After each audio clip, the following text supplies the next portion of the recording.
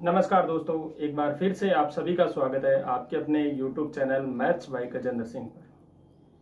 दोस्तों, पिछली क्लासों में अपन ने देखा था सारणी का मान निकालना और सारणी के गुणधर्म। उन दोनों को पढ़ने के बाद आज कुछ जो सवाल हैं उन सवालों का अपन डिस्कस करेंगे और सवालों को देखेंगे कि किस टाइप से सवाल बनते हैं और उनके सॉल्यूशन अपने को किस टाइप से करने हैं। थ्योरी अपन ने पूरी पढ़ ली है। थ्योरी के बाद अब क्वेश्चन देखेंगे। देखो, सवाल ये है कि ए, बी और सी, इसके साथ ही यहां पर है ए स्क्वायर, बी स्क्वायर और सी स्क्वायर, और आगे दे रखा है बी सी, फिर सी ए, फिर ए सी, बी सी, सी ए और ए बी। और आपसे पूछा है कि इसका मान क्या होगा। सारणी का मान पूछा है कि इसका मान क्या होगा। इसी के साथ मैं ऑप्शन भी लिखता हूं, क्योंकि ऑप्शन जो आएंगे उन ऑप्शन के हिसाब से भी अपने को आंसर देना है। तो ए बी सी गुणा में है ए माइनस बी, बी माइनस सी और सी माइनस ए। ठीक इसी प्रकार से जो दूसरा ऑप्शन दे रखा है वो है ए प्लस बी प्लस सी। इसके साथ में यही ऑप्शन आगे ए माइनस बी, बी माइनस सी और सी माइनस ए। सी ऑप्शन जो आपका दे रखा है वो दे रखा है ए माइनस बी, बी माइनस सी, सी माइनस ए। डी ऑप्शन जो है वो दे रखा है 1 प्लस ए प्लस बी प्लस सी, इसके गुणा में है ए माइनस बी, बी माइनस सी और सी माइनस ए। देखो, सवाल देखोगे, सवाल दे रखा है इस सारणी का मान निकालना है और ऑप्शन में जो अपन देखेंगे वहां पर ए माइनस बी, बी माइनस सी, सी माइनस ए की फॉर्म में दे रखा है। तो या तो अपन इसका मान निकालेंगे। जब आप इसका मान निकालोगे तो देखो, यहां से अगर दो कॉलम आगे रखेंगे और तिरछा गुणा करते हुए प्लस करते हुए चलोगे, फिर वापस पीछे से आएंगे, वो एक तरीका है सारणी के मान निकालने का। या हम कह सकते हैं अवयव को उसके सेकंड से गुणा कर दो और जोड़ दो तो मान निकल सकता है। या अपन उपसारणिक की बात करें तो अवयव के चिन्ह के साथ उपसारणिक से गुणा कर दो तो भी मान निकल सकता है। अब तीन तरीके तो अपने पास है, तो तीन तरीकों को तो अपने को करना नहीं है। अपने को क्या करना है, एबीसी के मान लेने हैं, और ये अपना चौथा तरीका है और यही अपना क्या है, सबसे बेस्ट है। अपन ने श्रेणियां पढ़ी थी, श्रेणियों में भी मैंने कहा था कि सवाल को अपने को श्रेणी मान लेना है, और जैसे समांतर श्रेणी की बात होती है तो समांतर श्रेणी मान लेंगे, गुणोत्तर श्रेणी की बात होती है तो गुणोत्तर श्रेणी मान लेंगे। ठीक इसी प्रकार से अपने को यहाँ पर भी वही करना है जो सवाल कह रहा है। अब देखो, इसमें आपके पास कोई बाउंडेशन नहीं है कि आप एबीसी के मान क्या मानोगे। जैसे समांतर श्रेणी होती थी तो अपन 1 2 3 मान लेते थे, गुणोत्तर श्रेणी होती थी तो वहां पर 2 4 6 मान लेते थे। हरात्मक श्रेणी होती है तो हरात्मक उल्टा समांतर होता है, 1/1, 1/2, 1/3 है, उनको अपन क्या मान लेते थे, हरात्मक श्रेणी के पद मान लेते थे। तो वहां पर तो अपने को क्या है, सीरीज के हिसाब से मानना होगा। यहाँ पर सवाल में कोई बाउंडेशन दी नहीं है। अगर ऐसा कुछ हो, आगे सवाल में दे रखा हो कि ए प्लस बी प्लस सी बराबर 0 है, तो हम उस प्रकार से कुछ मान मानेंगे। लेकिन इस सवाल के अकॉर्डिंग देखेंगे तो अपने को कोई बाउंडेशन नहीं है, और जब बाउंडेशन नहीं है तो आप क्या है, कुछ भी मान सकते हो, कुछ भी मान सकते हो। तो यहां से देखो, मैं मान लेता हूं ए बराबर 1, बी बराबर 2 और सी बराबर -1 मान लेते हैं। ये तीन मान मान लिए। तीन मान जब एबीसी के मान लिए तो इनको क्या करो, यहाँ पर रख दो। भाई मान माने हैं तो इनके मान यहाँ पर रखेंगे और वैल्यू निकालेंगे। फिर देखेंगे ये जो मान है, जो वैल्यू आ रही है, वो कौन सा ऑप्शन अपने को वैल्यू दे रखा है। देखो, अगर इसको आप पहले सोल्व करोगे तो यहाँ से देखो ये क्या बनेगा, ए स्क्वायर बी क्यूब बनेगा। अब ए स्क्वायर बी क्यूब बनेगा अपने पास, यहाँ पर कोई फॉर्म ऐसी नहीं है। या तो क्या करोगे, इसका मान निकालोगे फिर ऑप्शन को गुणा करते हुए देखोगे, या मान के गुणनखंड करने पड़ेंगे।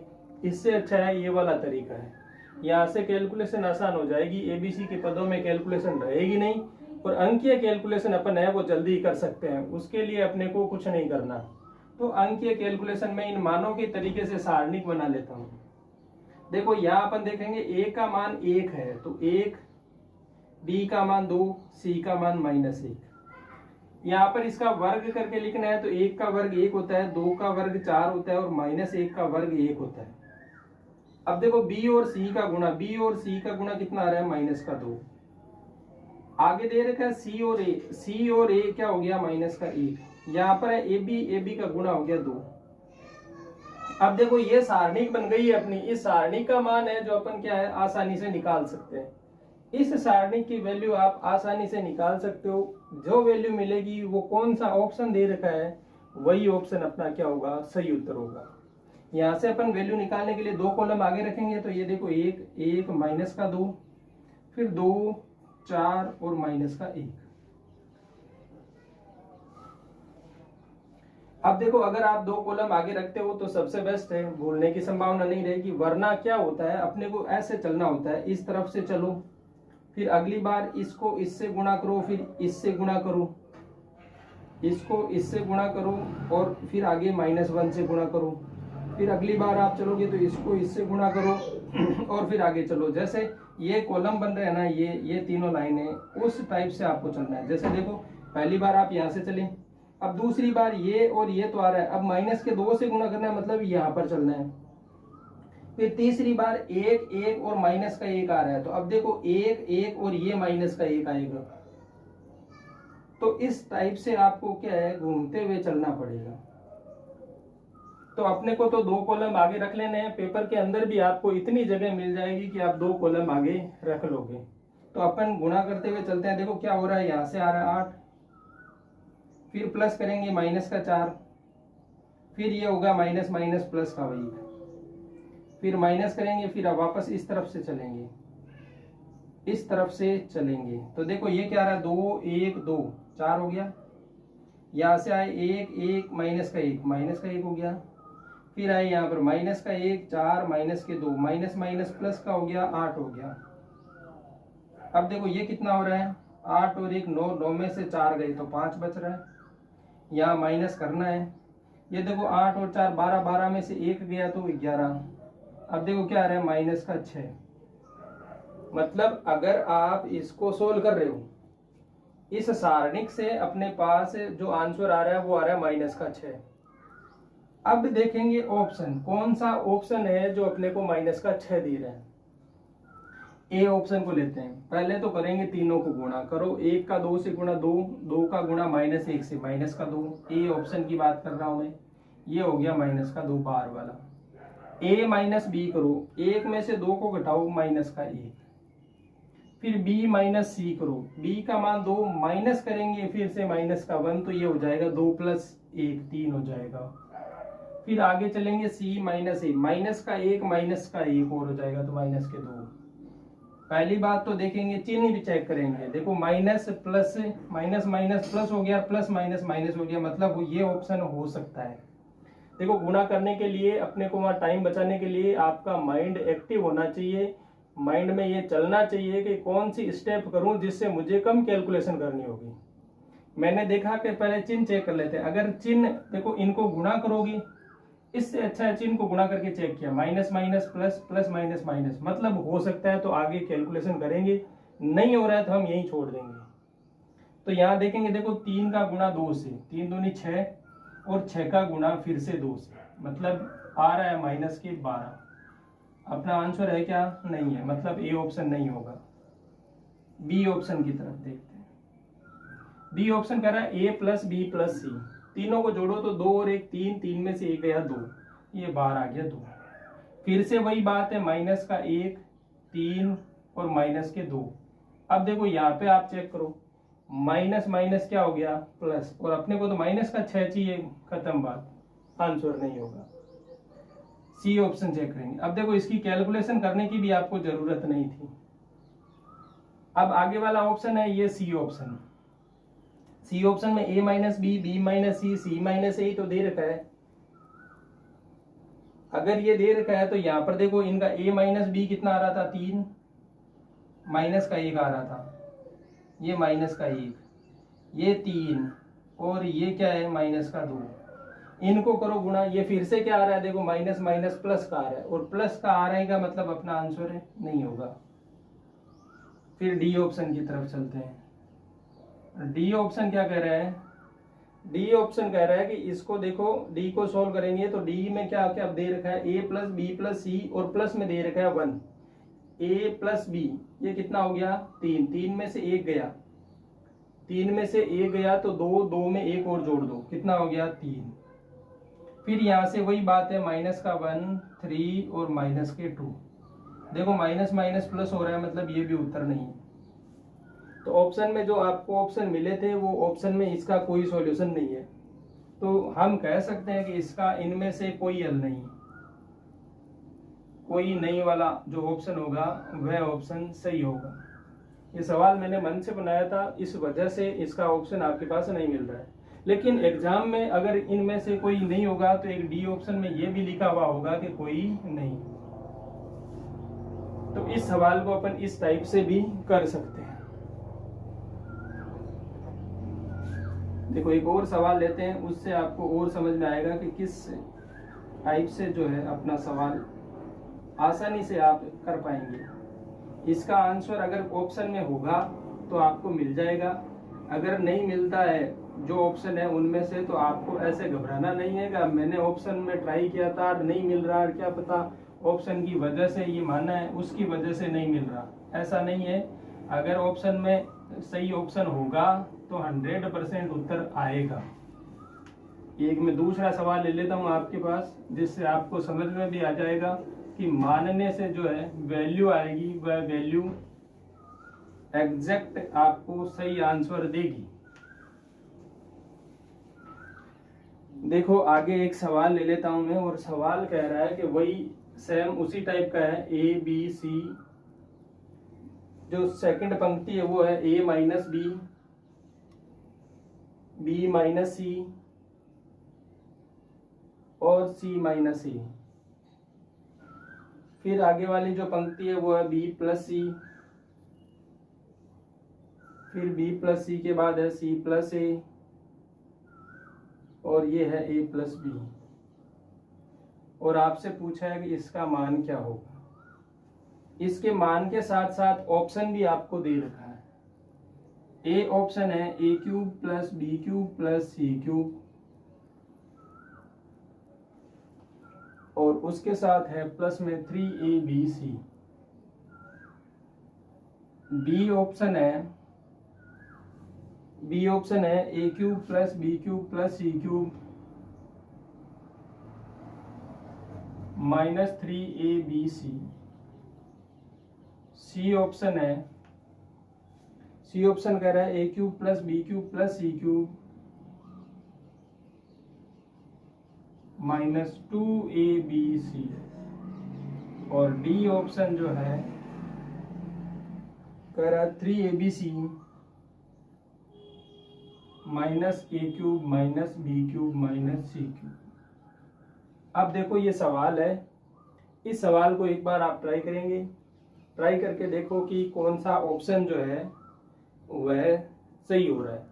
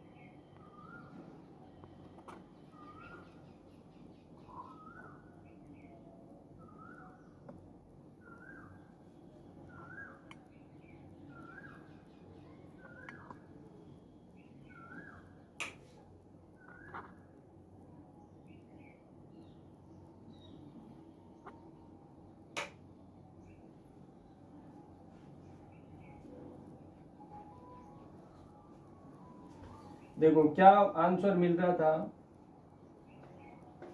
इसको सोल्व करते हैं। देखो मैं मान लेता हूँ a बराबर 2, b बराबर 4 और c बराबर अपन मान लेते हैं -1। कोई जरूरी नहीं आप ये मानो, आप कोई भी मान मान सकते हो, लेकिन इस टाइप से प्लस माइनस में मान लेते हैं तो अपने को कोई चिन्ह का भी अगर दिक्कत रहती है तो वो अभी सोल्व हो जाती है। यहाँ पर अपन देखेंगे, देखो इनका मान जब मान लिया है तो वो देखते हैं 2, 4, -1। फिर a माइनस बी करो -2, फिर b माइनस सी करो तो ये हो गया 5, फिर करो c माइनस ए तो ये हो गया -1, -2, -3। अब आगे देखेंगे तो ये b प्लस सी करो, b प्लस सी करेंगे तो ये हो गया 3,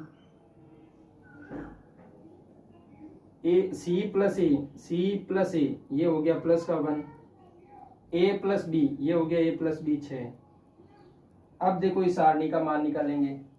जब सारणी का मान आप निकालोगे तो क्या रहा है, ये वापस 2 कॉलम रखते हैं अपन, 2, 2, 3, 4, 5 और 1।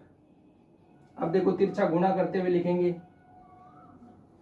5 का गुणा 2 से करेंगे 10, 10 का 6 से गुणा 60।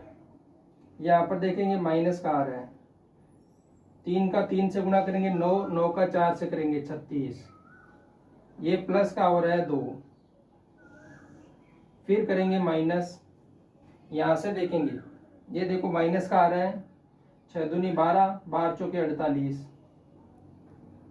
फिर यहाँ पर आ रहा है ये 3 दूनी 6 माइनस का, फिर यहाँ पर जो आ रहा है 5 3 15 और ये भी माइनस के।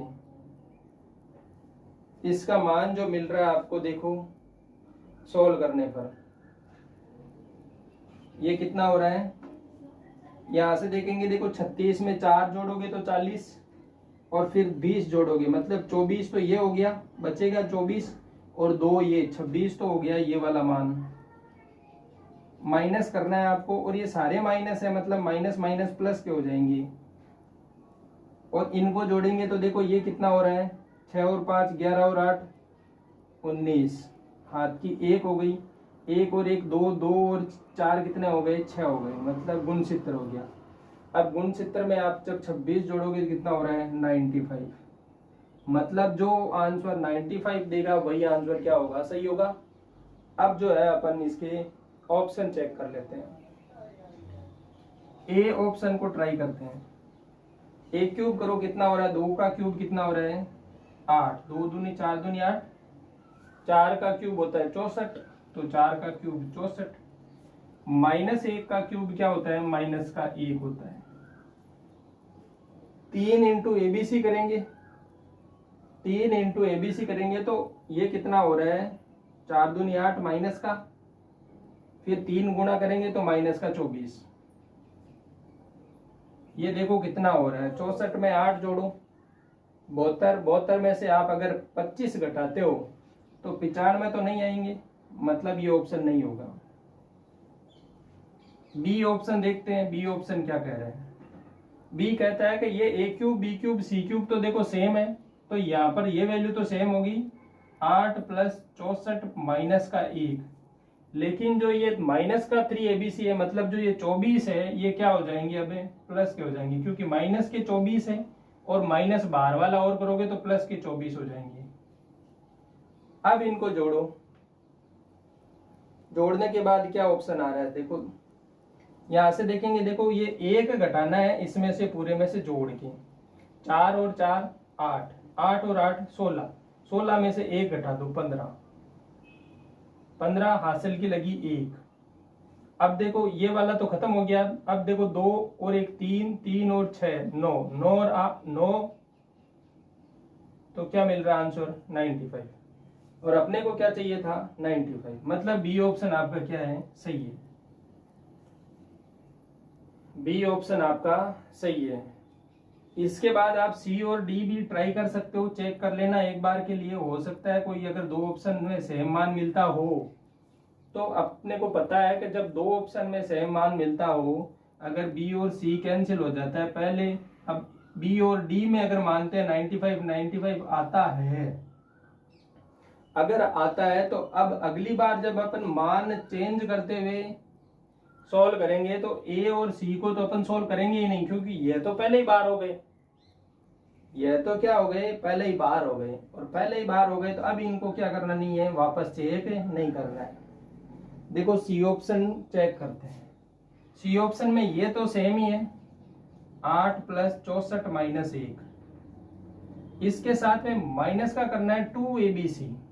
ये देखो इनका गुणा तो क्या हो रहा था, -8 हो रहा है। देखो 4 का गुणा 2 से करेंगे 8, 8 का -1 से करेंगे -8 हो रहा है, और -8 का -2 से करना है, तो ये हो गया +16। अब देखो इसको करो, 64 और 16 कितने हो गए, इसको 6 दे दो, 70, 80 और 8 88 में से 1 गए 87, जो कि 95 नहीं है, तो सी ऑप्शन भी नहीं होगा।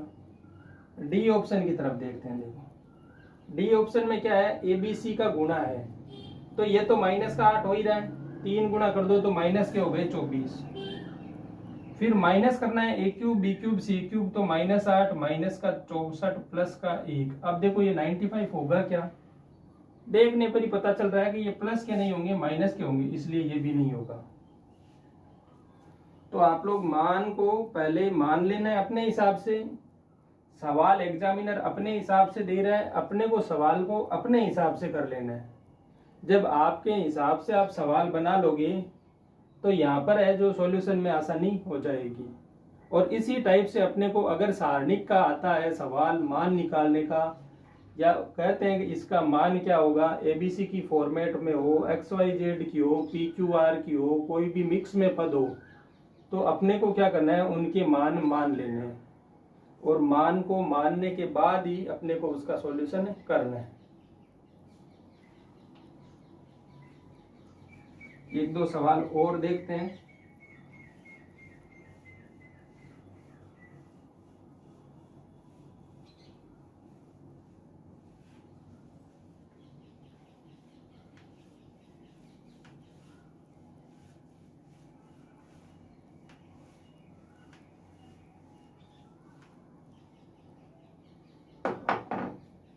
देखो अगली सारणिक दे रखी है आपको a + b + 2c, फिर दे रखा है a और यहाँ दे रखा है b, फिर यहाँ पर दिया है वो है c, और यहाँ पर भी दिया है c, यहाँ दिया है a, यहाँ दिया है a + b + 2c।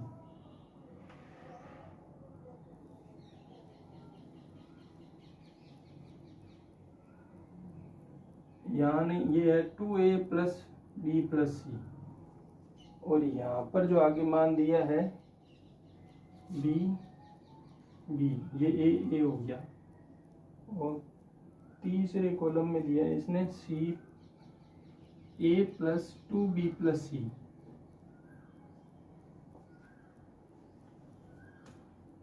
ये मान दे रखे हैं।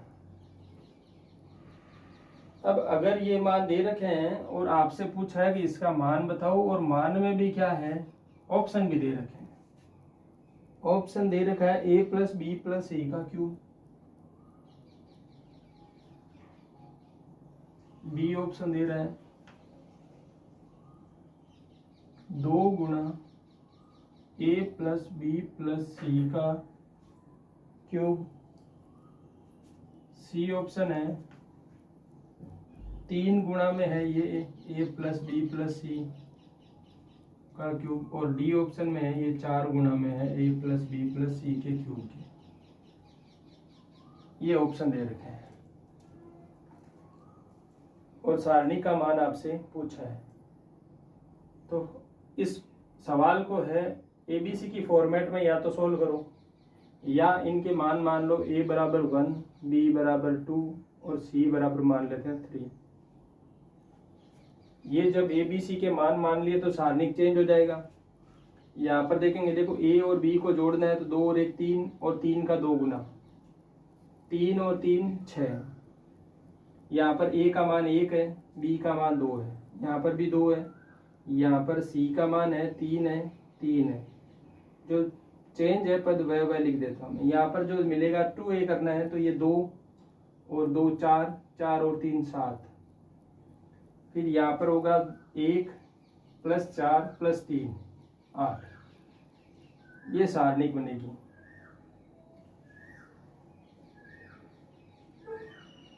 ये देखो 3 का 2 गुना 6, 7 8 और 1 9, सारणिक बनेगी ये 9 1 2 3 7 2 3 1 8।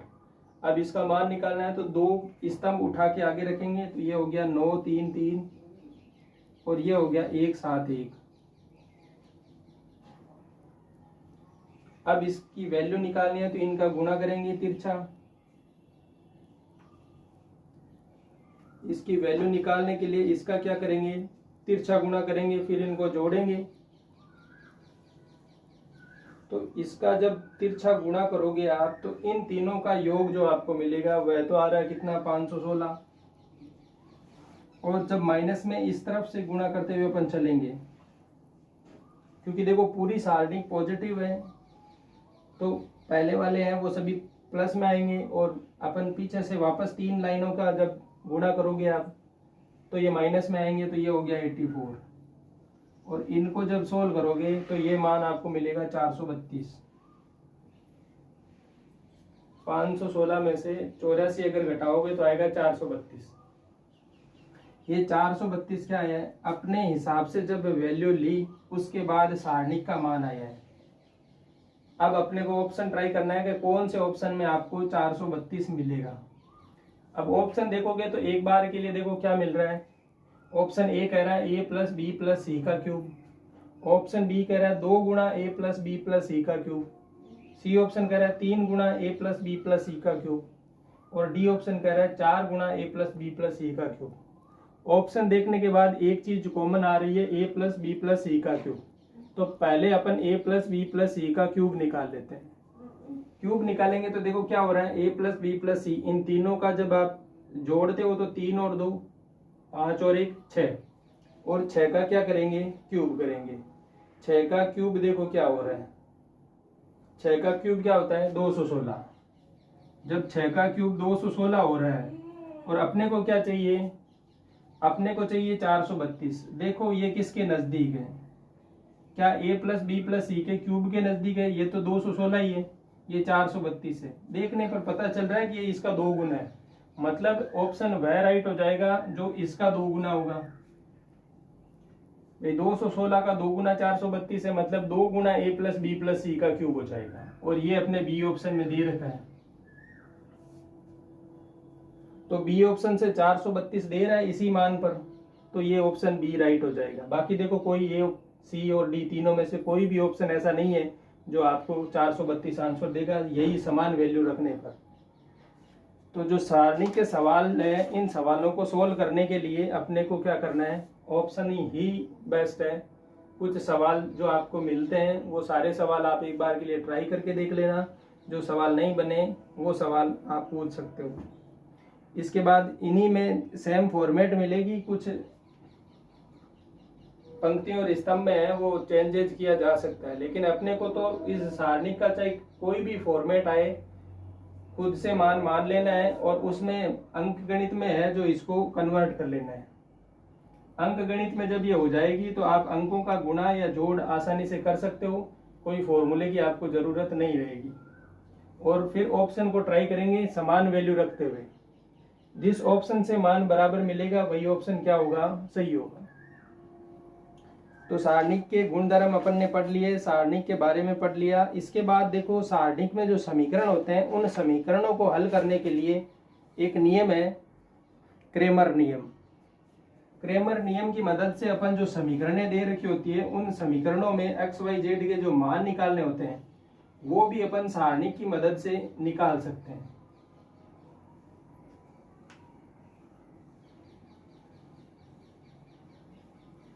और समीकरण के निकाय को है, समीकरण निकाय को भी आप आसानी से हल कर सकते हो कि इसके क्या उत्तर होंगे, काल्पनिक आंसर होंगे या फिर वास्तविक आंसर होंगे, जो हल होगा वो संगत होगा, निरर्थक होगा, उसके बारे में। देखो अगर कोई समीकरण दे रखा हो, समीकरण निकाय का सारणिक द्वारा हल,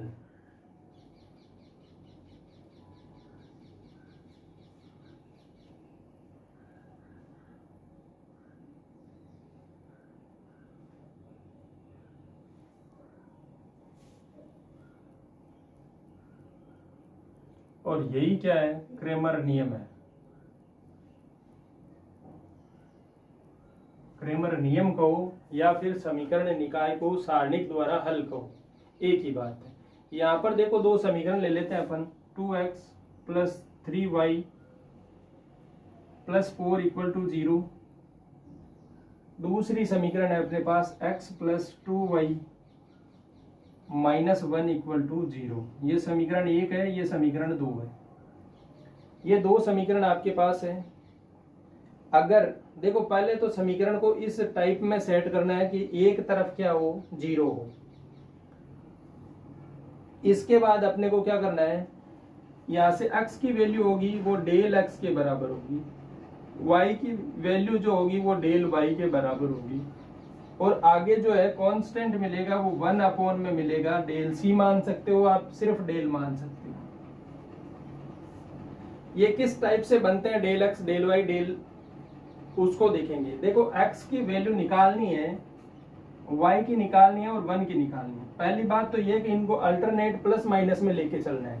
जैसे x यहाँ पर माइनस y की वैल्यू आएगी। अगर इस समीकरण में 3 अचर होते x y z, तो ये प्लस ये माइनस फिर अगला प्लस फिर अगला माइनस। अगर 3 होते, 3 तो अचर एक कांस्टेंट होता, 3 चर और एक अचर कांस्टेंट वाला होता, तो 4 हो गए, 4 हो गए तो चारों में प्लस माइनस चलेगा। अगर 5 होते हैं तो प्लस माइनस प्लस तक चलेगा। तो यहां से देखना है अल्टरनेट माइनस प्लस लेते हुए चलना है, और जो नीचे del x del y del का भाग देना है उसको कैसे प्राप्त करोगे। जैसे देखो यहाँ पर अगर अपन ने x लिखा है तो x वाले जो गुणांक है उनको तो भूल जाना है, और जो बचे हुए हैं उनसे एक सारणिक बना लेनी है। जैसे यहाँ पर x अपॉन जो सारणिक बनेगी इसके अकॉर्डिंग वो होगी 3 4 2 और -1। इसको हल करने के बाद जो गुणांक आएगा वह नीचे की तरफ आएगा, आगे माइनस का y रहेगा। अब देखो y जब लेना है तो इसको काट देना है, यहाँ से तो है 2 और 1, तो ये हो गया 2 और 1, और ये हो गया 4 और माइनस का 1। अब आगे आप 1 ले रहे हो तो 1 के 1 लोगे तब इनको अचर वालों को काट देना है, इनसे बनानी है। तो ये हो गया 2 1 और यहाँ पर हो गया 3 2। अब इस सारणिक को क्या करना है, सोल्व करना है। सारणिक सोल्व करो, देखो x बटे में क्या आएगा, इसको गुणा करेंगे तो ये माइनस का 3 और इस तरफ से आ रहा है माइनस का 8। फिर आगे माइनस का y रहेगा, फिर इसको देखो माइनस का 2 माइनस का 4, ये माइनस का 2 माइनस का 4। देखो ये प्लस का 4 हो रहा है, लेकिन अपने को आगे माइनस का चिन्ह जो सूत्र के हिसाब से या सारणी का मान निकालते हैं तब मिलता है कि जो पहले वाले इनको गुणा करेंगे माइनस ये वाला पद करेंगे। आगे है 1 और 1 के साथ में देखो इसको सोल्व करो, ये हो गया 4 और ये कितना हो रहा है 3 और माइनस सूत्र वाला ये हो गया। यहां से देखेंगे देखो ये x बटे कितना आ रहा है माइनस का 11 बराबर माइनस का y बटे यहाँ से हो रहा है माइनस का 6 बराबर ये हो रहा है 1। अब देखो एक एक की वैल्यू निकालने के लिए एक एक को क्या करेंगे, बराबर, यहां से इसको ले जाएंगे उस तरफ,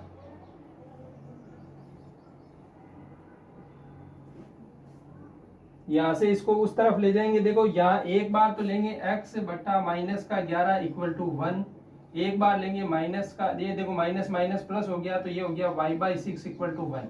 यहाँ से x की वैल्यू तो मिल रही है 11, y की वैल्यू मिल रही है 6। x की वैल्यू 11 और y की वैल्यू 6 मिल रही है। देख लो आप, आंसर बरोबर आएगा। इसमें वापस रखेंगे तो वापस रखने के बाद है वो सॉल्यूशन मिलेगा आपको।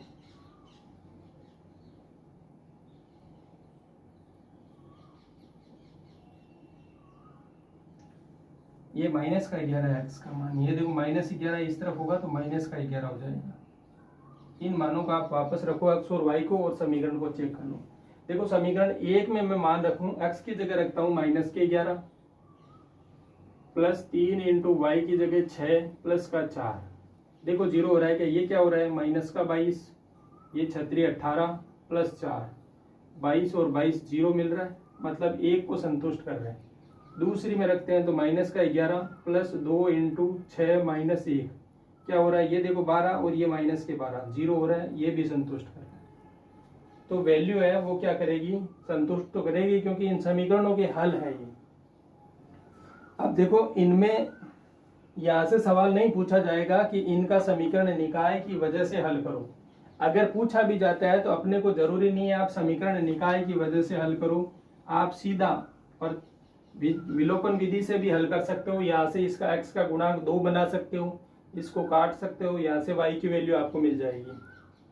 जैसे मैं बताऊं, अगर इस समीकरण को मैं 2x plus 3y plus 4 equal to 0 है, इसको मैं समीकरण 2 को 2 से गुणा करते हुए लिखता हूँ, तो ये हो जाएगा 2x प्लस 4y माइनस का 2 इक्वल टू 0। अब देखो इनको घटा दो, ये तो हो गया कैंसिल, ये हो गया माइनस का y, ये होगा माइनस माइनस प्लस का 6 इक्वल टू 0। यहाँ से y की वैल्यू क्या आ गई? माइनस की 6। y का मान आएगा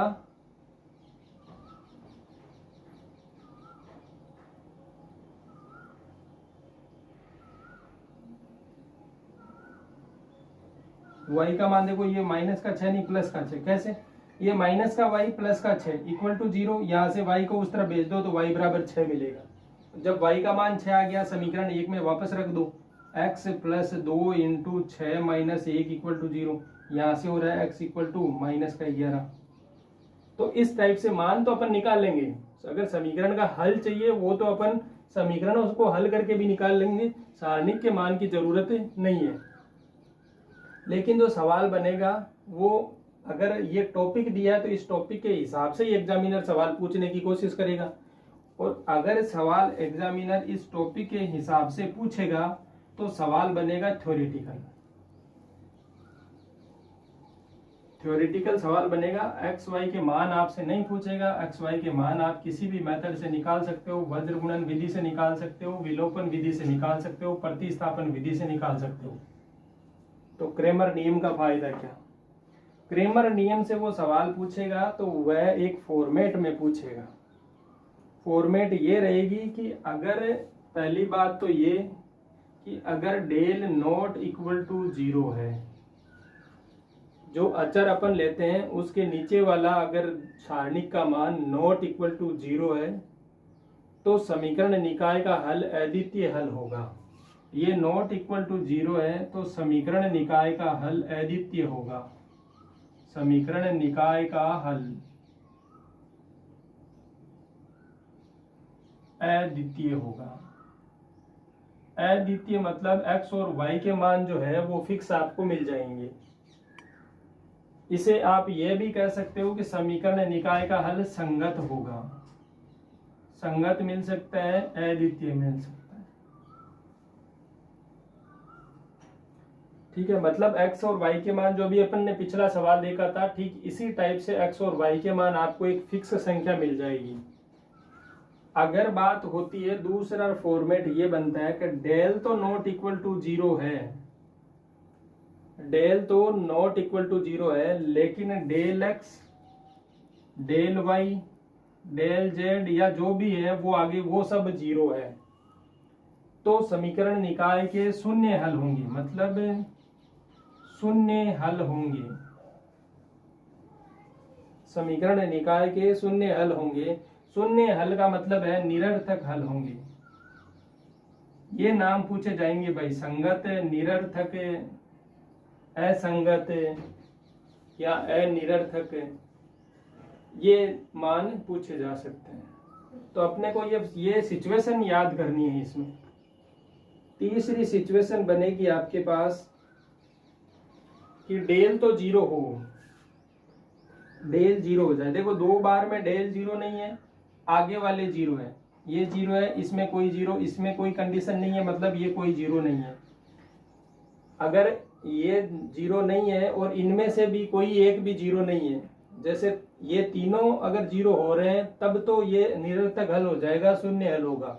लेकिन अगर इनमें से एक भी जीरो नहीं है तो अद्वितीय हल मिलेंगे या संगत हल मिलेंगे। यहाँ से एक्स वाई जेड जो भी होगा पी क्यू आर वो फिक्स वैल्यू आपको मिलेगी। इसमें शून्य हल होंगे, निरर्थक हल होंगे। अगर इनमें से तो ये डेल तो जीरो आ जाता है, जो अपन कांस्टेंट लेते हैं एक अपॉन डेल, जो डेल जीरो मिल जाता है तो दो सिचुएशन बनेगी, डेल भी जीरो हो और अगर del x del y del z भी जीरो हो, जो एक्स के नीचे की अगर सारणी का मान भी जीरो हो, वाई के नीचे वाली सारणी का मान जीरो हो, जेड के नीचे वाली सारणी का मान जीरो हो, तो ये सब भी अगर जीरो हो, डेल का मान जीरो हो और ये सब इनमें से कोई भी एक जीरो नहीं हो। ठीक इसी प्रकार से देखो, इनमें से भी अगर जीरो नहीं हो, इसी प्रकार से इनमें से भी अगर कोई एक जीरो नहीं हो, कोई एक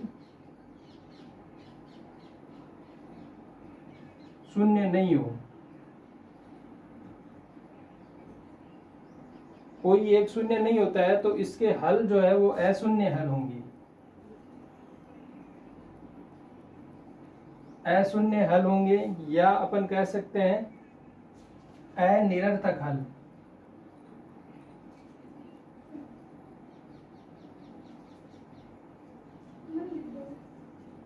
शून्य हल होंगे या निरर्थक, इसके होंगे अशून्य हल होंगे या अनिरर्थक हल होंगे।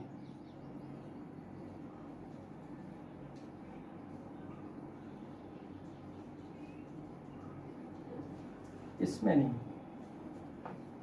अगर ये फॉर्मेट बनती है ना, इस टाइप की अगर फॉर्मेट बनेगी कि कोई एक भी जीरो नहीं होगा तो इसके हल आप निकाल ही नहीं सकते। कोई हल नहीं, कोई नहीं, हल कोई नहीं होगा। और कोई हल नहीं होगा मतलब ये संगत का, अगर अद्वितीय हल होता है तो संगत है, कोई हल नहीं निकल रहा मतलब असंगत है। और ठीक इसी प्रकार से अगर चौथी सिचुएशन बनती है ये भी जीरो हो और ये भी जीरो हो, देखो इसमें कोई भी एक जीरो नहीं होती है। देखो ये दो फॉर्मेट बनती है, या तो ये इनमें से सभी जीरो हो जाए या इन सभी में से एक भी अगर अशून्य संख्या आ जाती है। जैसे मैं कहूँ कि डेल वाई का मान 5 आ गया और डेल एक्स और डेल जेड का मान जीरो है तो ये सिचुएशन बनेगी, और तीनों का मान जीरो है तो ये वाली सिचुएशन बनेगी। ठीक इसी प्रकार से इनमें से भी अगर तीनों का मान जीरो है और ये भी जीरो है, यही जीरो आ गई और इनके मान भी जीरो आ गए, तो जो है वो अनंत अशून्य हल होंगे, अनंत अशून्य हल होंगे। अनिरर्थक हो गया ये, अनिरर्थक हल। अनंत अशून्य हल मिल जाएंगे। देखो यहां पर तो अशून्य हल, शून्य हल का मतलब है कि आपको कोई हल नहीं मिलेगा, कोई हल नहीं मिलेगा, ये भी कह सकते हो। यहां पर होगा कि हल संभव ही नहीं है। अपन इसको समझ सकते हो कि यहाँ पर जो असंगत है, असंगत चीज का आप हल निकाल ही नहीं सकते, संभव नहीं, हल संभव नहीं है। तो ये चार फॉर्मेट बनेगी, इन चार फॉर्मेट के हिसाब से ही आपको क्या पूछे जाएंगे, सवाल पूछे जाएंगे। याद कर लेंगे अपन एक बार के लिए। दो सिचुएशन बनती है जिनमें डेल जीरो नहीं होगा और दो सिचुएशन बनती है जिनमें डेल जीरो होगा। पहले देखो नहीं होगा उनकी बात करते हैं। अगर डेल जीरो नहीं है और जो बाकी की जो बन रही है एक्स वाई जेड के जो गुणांक अपने को मिलेंगे, उनमें से कोई एक भी अगर जीरो नहीं है तो उसका अद्वितीय हल मिलेगा और संगत हल मिलेंगे। आप अद्वितीय हल कह सकते हैं अपन या संगत हल कह सकते हैं। ठीक इसी प्रकार से अगर डेल तो जीरो नहीं है लेकिन ये तीनों जीरो है तो हल कोई, मतलब कोई भी संख्या हल नहीं आएगी, शून्य हल होंगे उसके।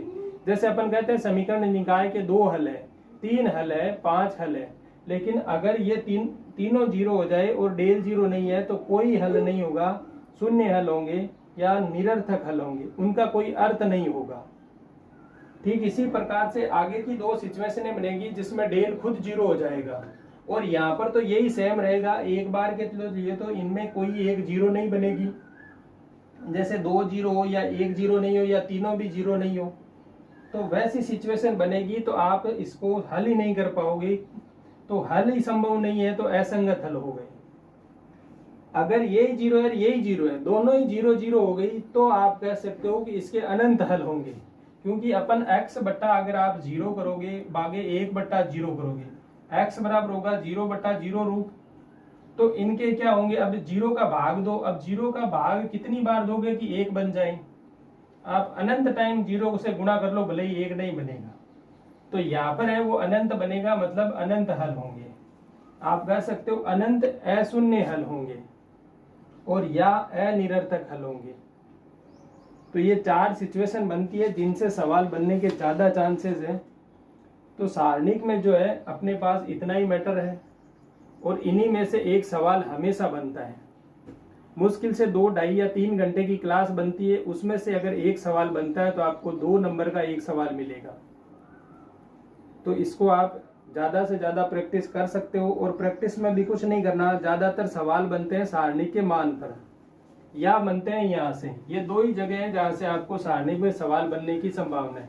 बाकी अगर आप दूसरे टॉपिक देखोगे तो उनमें टॉपिक बड़े हैं, सवाल कम पूछे जाते हैं। यहाँ से एक सवाल 100% पूछा जाता है। दूसरी बात यह है कि ये 2 से 2.5 घंटे की क्लास है। 2 से 2.5 घंटे में टॉपिक कंप्लीट हो जाता है, जिसमें से एक सवाल आपको 100% देखने को मिलेगा।